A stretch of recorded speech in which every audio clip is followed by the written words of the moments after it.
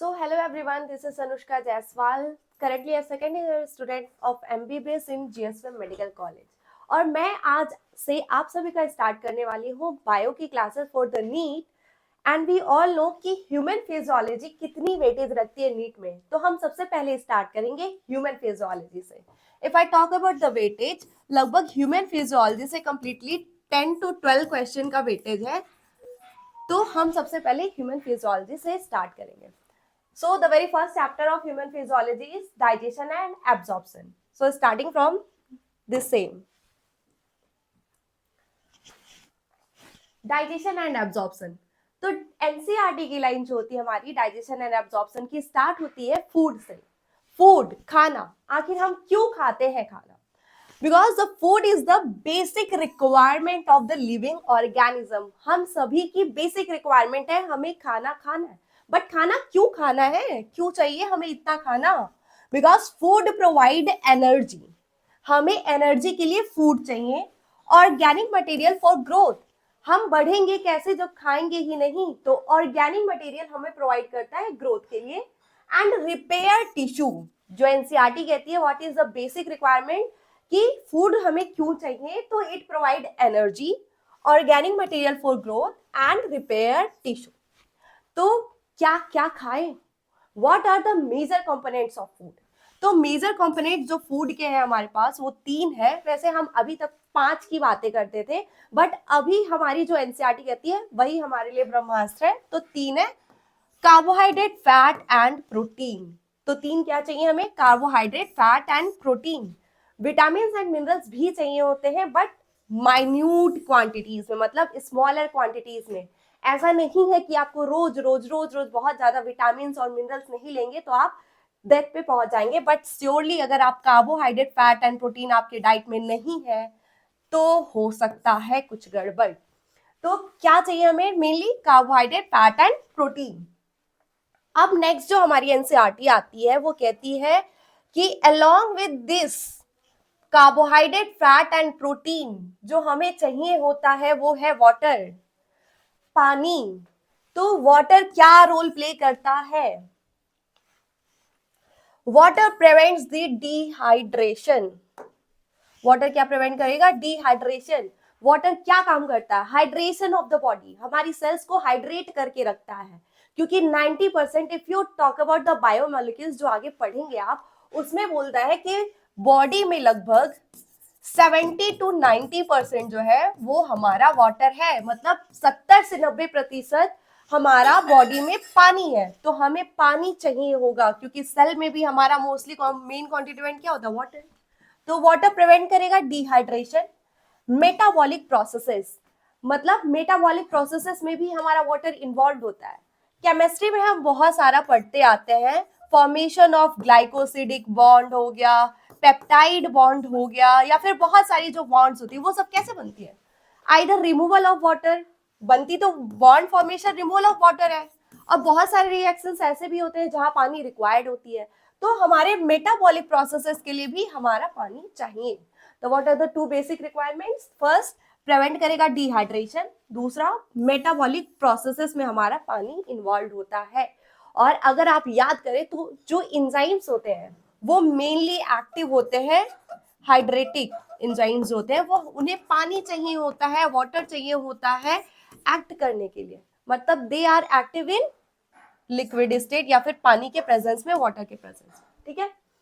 Now दो chapter हम start कर रहे थे, digestion and absorption. Let's move to the main topic, that is digestion and absorption. So what is digestion? Digestion क्या है? जो खाना हम खा रहे हैं, क्या हमारा एटीपी उससे बन जाएगा? What is the need of the food? अभी हमने बोला कि फूड क्यों चाहिए? फूड चाहिए होता है हमारे ग्रोथ के लिए। और ग्रोथ कैसे होगी? क्या डायरेक्ट खाना खाने से डायरेक्ट आपकी हाइट बढ़ने लगेगी? बिल्कुल नहीं। तो फूड हमें चाहिए होता है एनर्जी के लिए। और हम सभी जानते हैं कि मेजर सोर्स ऑफ एनर्जी क्या होती है? एटीपी। क्या होगी? ATP. So we all know कि मेजर सोर्स ऑफ एनर्जी होती है हमारी एटीपी। तो एटीपी क्या डायरेक्ट हमारे कार्बोहाइड्रेट से आ जाएगी? क्या डायरेक्ट आप खाना रोटी ले लिए तो आपकी डायरेक्ट एटीपी रोटी से मिलेगी? बिल्कुल नहीं। एटीपी कहाँ से आती है? रोटी से क्या एटीपी मिल रही है डायरेक्ट? बिल्कुल नहीं। तो एटीपी कहाँ से आ रही है? एटीपी हमारी आती है ग्लूकोज से। तो मतलब हमें खाना खाने क्यों क्यों खाना है? हमें ग्लूकोज चाहिए, क्योंकि ग्लूकोज से फिर हमें बनाना है एटीपी, और यही एटीपी हमारी एज ए एनर्जी यूज होती है। तो मतलब जो खाना हम खा रहे हैं उससे हमें चाहिए ग्लूकोज। तो मतलब जितने भी हम मैक्रो मॉलिक्यूल्स ले रहे हैं उसको हमें माइक्रो मॉलिक्यूल मतलब सिंपल एब्जॉर्बल फॉर्म में कन्वर्ट करना होगा। तो what is digestion? Digestion is process of conversion of complex food, complex food जो हम ले रहे होते हैं, that is bio macromolecules, macromolecules, ठीक है। तो कॉम्प्लेक्स फूड जो ले रहे होते हैं उसे हमें कन्वर्ट करना होता है सिंपल एंड एब्जॉर्बल फॉर्म। कैसे फॉर्म में? एब्जॉर्बल, जो हमारे ब्लड में इजिली एब्जॉर्ब हो जाए, that is known as digestion. तो डाइजेशन क्या होगा? कॉम्प्लेक्स फूड को सिंपल एब्जॉर्बल फॉर्म में कन्वर्ट करना ही डाइजेशन होता है। अब डाइजेशन कैसा प्रक्रिया है? डाइजेशन कैसा होता है? तो डाइजेशन हमारा एक है बायोकेमिकल एंड मैकेनिकल। बायोकेमिकल मतलब क्या हुआ कि जो हम फूड ले रहे होते हैं उसको ग्लूकोज तक कन्वर्ट करने के लिए बहुत सारे प्रोसेसेस चल रहे होते हैं स्टमक में, जीआईटी में, स्टमक में। लेकिन उससे पहले भी मैकेनिकल प्रोसेस मतलब चीविंग, जैसे कि आपका मैकेनिकल, जब आप फूड ले रहे होते हो तो आप चबा चबा के उसको पहले तोड़ते हो, उसे बोलस में कन्वर्ट करते हो। किसमें? बोलस में। और ये बोलस फिर जाएगा हमारे स्टमक में, फिर स्टमक से जाएगा इंटेस्टीन में, और वहां पे बहुत सारे बायोकेमिकल रिएक्शन होते हैं। तो digestion is biochemical and mechanical होता है, ठीक है। तो this is all about the first paragraph of NCERT, जिसको मैं देखूंगी कि लाइन से कैसे कवर्ड हो चुका है।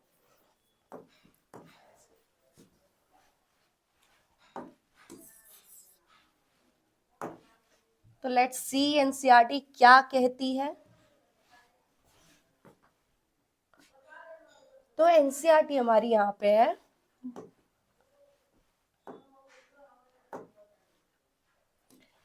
एनसीईआरटी कहती है food is one of the basic requirement of all living organism.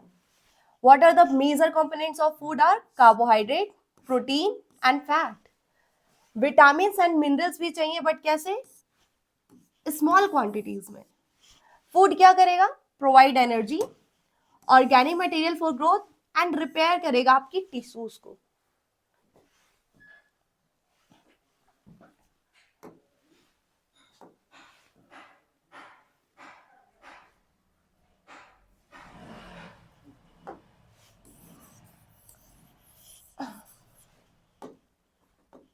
So why do we need food?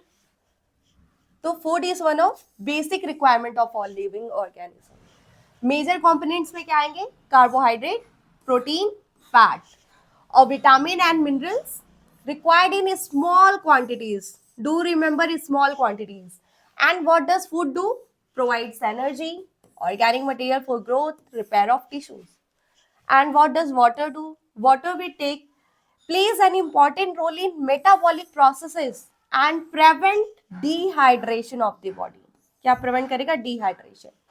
Now अब क्या कहती है एनसीईआरटी कि biomacromolecules in the food can not be utilised in their original form, so they need to be broken down and converted into simple substances, digestive system, and this process of conversion is called digestion. Simple form में convert करना is called digestion, that is carried out by our digestive system by mechanical, एक minute, by mechanical and biochemical methods. So biochemical and mechanical, marks my word, these are two important terms for this digestion. Okay. Now let's move to what is digestive system.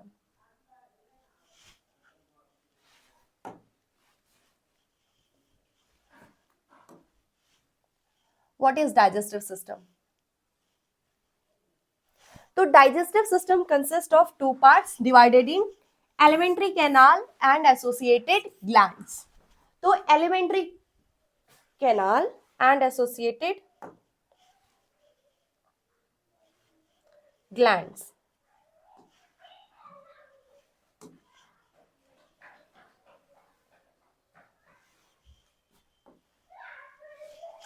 Alimentary canal and associated glands. तो हमारी alimentary canal कहाँ से कहाँ तक extend करेगी? From mouth to anus, मतलब मुंह से शुरू होकर के नीचे एनस तक। तो हमारे पास एलिमेंट्री कैनाल में हमारी दो ओपनिंग्स है, that is mouth, the anterior opening and the posterior opening is anus, ठीक है। तो फ्रॉम माउथ टू एनस हम एक एक पार्ट्स को देखेंगे और हर पार्ट में डिटेल देखेंगे आगे।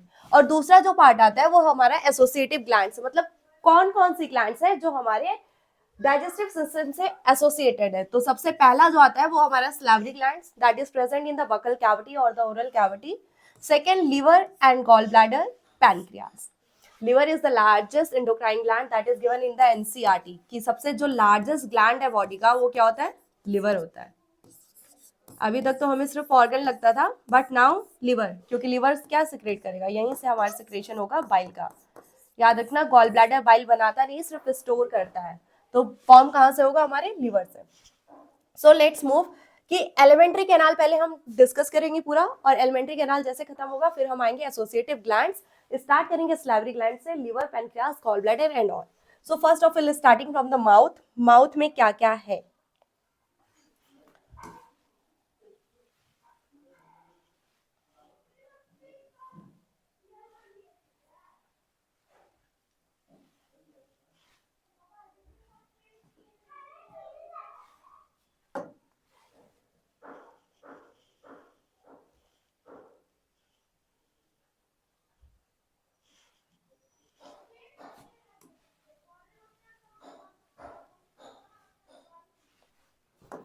तो जो माउथ है, माउथ में आएगा हमारा बकल और ओरल कैविटी। माउथ में होता है हमारे बकल या फिर जिसको हम बोलेंगे ओरल कैविटी, और इस बकल और ओरल कैविटी में क्या होंगी? टूथ और मस्कुलर टंग।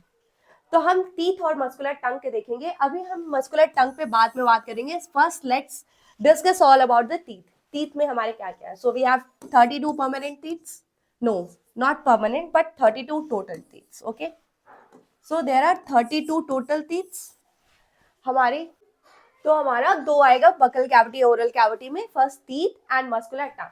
तो मस्कुलर टंग के बारे में हम लेटर डिस्कस करेंगे, पहले हम पूरी टीथ को कवर कर लेंगे, ठीक है। तो टीथ जो एनसीईआरटी में हमारे दिया हुआ है कि टीथ के बहुत सारे डेंटिशंस दिए हुए हैं। थीकोडोंट क्या होते हैं, हेट्रोडेंट क्या होते हैं, या फिर डाइफियोडोंट क्या होते हैं, ठीक है। तो टीथ हमारे कहाँ पे होगा? Total number of teeths are 32 in adults, not in the children, ठीक है। तो what is thecodont dentition, heterodont and diphyodont? जो थीकोडेंट होता है, मतलब जो हमारी टूथ्स होती है ना, वो सॉकेट्स में एम्बेडेड होती है। Tooths are, each tooth are embedded in the socket of a jaw bone. जैसे हमारी ये है जॉ बोन, ठीक है। जैसे अगर मैं फेस बनाऊं ये, तो ये हमारी जॉ बोन है, और इन जॉ बोन्स में ना छोटे छोटे गड्ढे होते हैं, सॉकेट्स होते हैं टीथ्स के लिए। ऐसा नहीं कि आपकी टीथ ऊपर से आके लग गई, ठीक है। तो इन सॉकेट्स में हमारी जो होती है टूथ्स एम्बेडेड होती है, and this type of dentition is known as thecodont dentition, ठीक है। तो what is thecodont dentition? Each tooth are embedded in a socket of a jaw bone and that is known as thecodont dentition. अब एक types के तो teeth है नहीं आपके, teeths are of more types. How many are there? 4 types, ठीक है। तो what type? This is nose. तो जब 4 टाइप के टीथ होते हैं, this type of dentition is known as heterodont dentition. मतलब कि different type of teeths are present in us like human beings, और दूसरों में भी होते हैं, like all the mammals have a different types of teeth.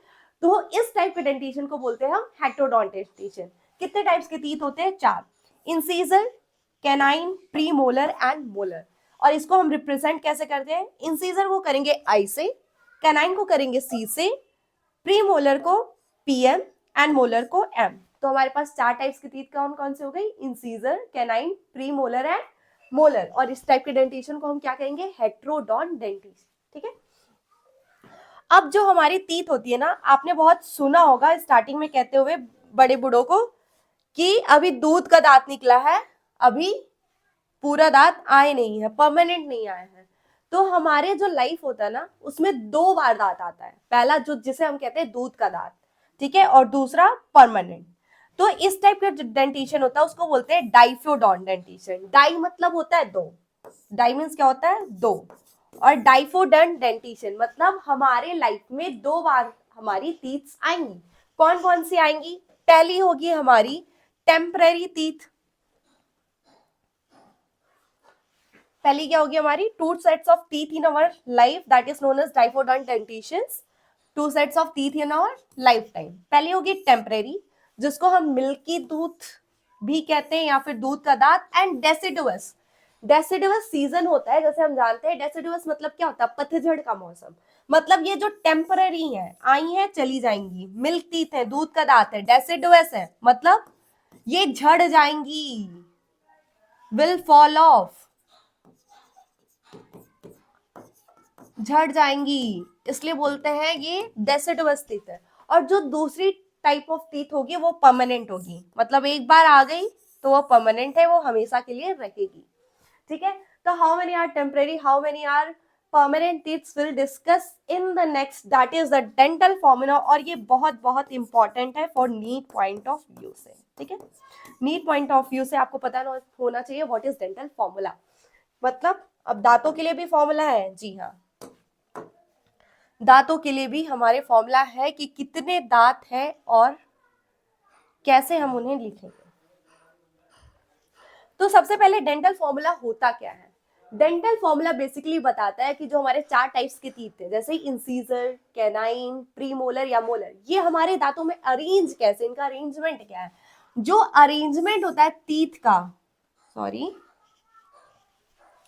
तो जो अरेंजमेंट है टीथ का in each half of upper और लोअर, हमारे पास 2 जॉज है, एक अपर जॉ हो गया और एक लोअर जॉ हो गया। तो अब इस अपर और लोअर जॉ में भी पूरे का नहीं देखना है, हमें हाफ का देखना है। जैसे अगर मैं बोलूं ये अपर जॉ है और ये हमारा लोअर जॉ है, तो ऊपर भी टीथ है, इस वाले जॉ में भी टीथ है और इस वाले जॉ में भी टीथ है, ऊपर नीचे दोनों है। तो डेंटल फॉर्मूला में क्या लेंगे कि सिर्फ ऊपर या नीचे में से एक, आइदर अपर और लोअर, और इसका भी हाफ, मतलब सिर्फ इतना रिप्रेजेंटेशन बताएगा हमारा क्या है डेंटल फॉर्मूला का।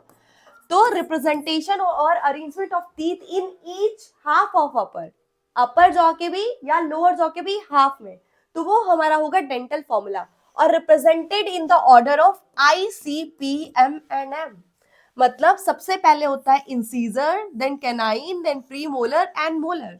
तो यही ऑर्डर भी होना चाहिए आपका रिप्रेजेंटेशन का। ऐसा नहीं है कि आप पहले प्रीमोलर लिख देंगे और फिर आएगा इंसीजर, नहीं, पहले होगा क्या, incisor, then canine, then premolar and then molar. ठीक है, तो what is the dental formula, आप कैसे लिखेंगे? तो डेंटल फॉर्मूला जो एडल्ट्स का होता है वो होता है 2 1 2 3 2 1 2 3। ये क्या हो गया, ये हो गया अपर जॉ का, और ये क्या हो गया लोअर जॉ का। ठीक है,